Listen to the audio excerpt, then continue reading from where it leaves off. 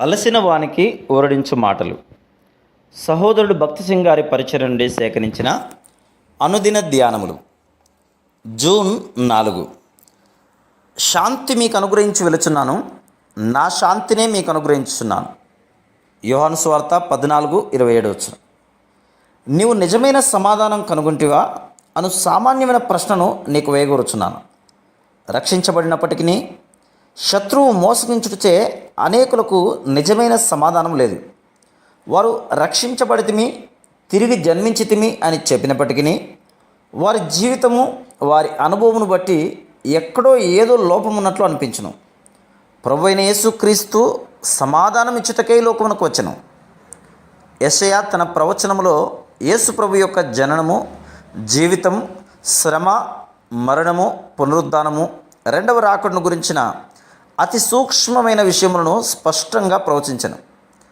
అనేక పేర్లలో యెషయా గ్రంథం 9:6 ఆయన సమాధాన కర్తయగు అధిపతి అని పేర్కొనబడెను. ఆయనలో, ఆయన వలన, ఆయన ద్వారా మాత్రమే మానవులు నిజమైన సమాధానమును కనుగొనగలరు. ఆయన బెత్లెహేములో జన్మించినప్పుడు అదే వర్తమానం పరలోక సైన్య సమూహం చేత భూమి మీదకు తీసుకొని రాబడెను. సర్వోన్నతమైన స్థలములలో దేవునికి మహిమయు, ఆయనకిష్టులైన మనుషులకు భూమి మీద సమాధానము కలుగునుగాక.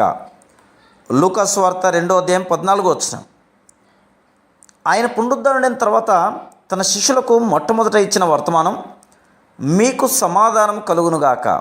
యోహాను సువార్త 20:19-21. ఆ శిష్యులు భయముతో నిండిన వారొకటిచే తలుపులు కిటికీలు మూసుకొని దాగుకొని ఉండేది. అకస్మాత్తుగా ప్రభువైన యేసుక్రీస్తు లోపలికి వచ్చి, మీకు సమాధానము కలుగునుగాక అని పలికెను. ఆయన యోహాను సువార్త 14 ఏమైతే చెప్పానో అదే ఇప్పుడు తిరిగి చెప్పబడుతుంది. ఆ సమాధానం తమది కూడా ఆగునట్లు ఆయన తమ నిమిత్తం శ్రమపడినని వారప్పుడు గ్రహించిరి. ఒకవేళ నీవు బైబిల్ అంతయు ఎరిగి ఉండవచ్చును. యేసుక్రీస్తు ప్రభువు నామమున నీ ద్వారా నీ చుట్టూ అనేక అద్భుతములు జరిగి ఉండటం కూడా నీవు చూచి ఉండవచ్చును. అయినప్పటికీ నీవు నిజమైన సమాధానం కనుగొంటివా? నిజమైన సమాధానము పొందితినని నీవు యథార్థముగా, నమ్మకంగా చెప్పగలవా? అపోస్తలుడైన పౌలు యొక్క పత్రికలన్నీ కృపా సమాధానములు అను పదములతో ఆరంభమైనవి. దాని అర్థమేమనగా దేవుని కృప, దేవుని సమాధానం కలిసి వెలును. కృప ఎంత అధికమైన సమాధానం అంత అధికమగును. సమాధానం ఎంత అధికమైన కృప అంత అధికమగును. లోక సంబంధమైన సమాధానం ద్వారా చాలామంది మోసగించబడిరి. కానీ లోకమిచ్చినట్టుగా నేను మీకు అనుగ్రహించట్లేదు అని మన ప్రభు చెప్తున్నాడు. రోమా 16:20 సమాధానకర్తయగు దేవుడు సాతానును మీ కాళ్ళ క్రింద శీఘ్రముగా చితకదొక్కించును అని చదువుదాం.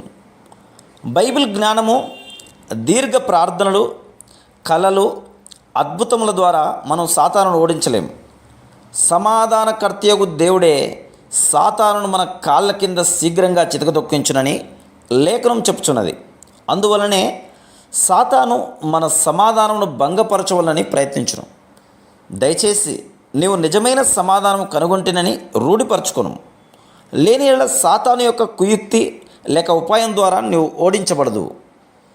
ఇంకనూ ముందుకు చూచిన రోమా 14:17 దేవుని రాజ్యము నీతియు సమాధానమును పరిశుద్ధాత్మయందలి ఆనందమునై ఉన్నది అని రాయబడింది. నీ సమాధానం మీదనే దేవుని రాజ్యమందలి నీ పాలి భాగం ఆధారపడి ఉంది. నీతి సమాధానమును కలుగజేయును.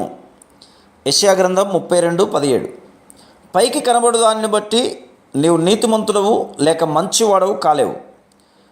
పైకి నీవు మంచివాడవుగా కనబడవచ్చును, అయితే అంతరంగికంగా నీ హృదయంలో సాతాను సింహాసనం ఉండి ఉండవచ్చు.